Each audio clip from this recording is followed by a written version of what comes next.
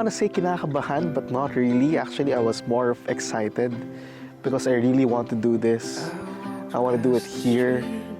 Oh, at first I was surprised at the sight, no? Hindi ko in-imagine na ganito kaganda ang Batanes talaga, and especially with I just came from the Vayang rolling hills. It was very spectacular. Pag-akyat ng van namin dito sa lighthouse, sobrang ganda rin ng view. Tapos pagpunta ko dito, well, I was still thinking about the proposal, but I wasn't nervous at all. I was actually my breath was taken away, no, with the view. So we went up the lighthouse. I enjoyed the view. I breathed in the view. Tapos excited ako. Talagang this is a very, very special place for me. Tapos ang naramdaman ko, I felt captivated actually, and I'm glad I did the proposal here. You in my arms, nobody feels like you in my arms.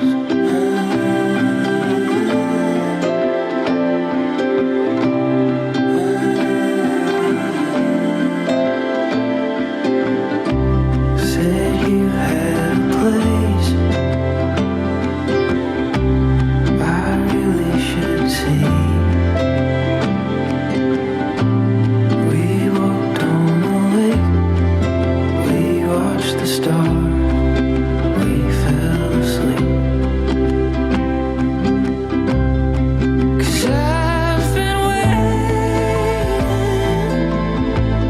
what feels like my whole life for something that feels like you in my arms. Nobody feels like you in my arms. Well, actually, hindi na ako surprised masyado. I was kind of expecting this. Since last month pa, I even had a bet with one of my sisters. Na I think it's gonna be in Batanes na, not in Melbourne. So, but it's still a successful proposal because I ugly cried. Now that I got you, and I won't let you go, 'cause I've been waiting. Penny, I love you so much. Thank you for coming into my life. You changed me. I want to court you forever. I want to build a happy life with you. And you really want to make me to do better. I love you very much. And many years from now, we'll be going back to this moment as we share our love. I love you. Thank you for organizing this, and what else do I say?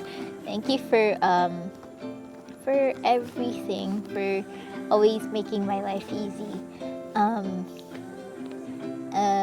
What else? I love you. I love you, yun lang.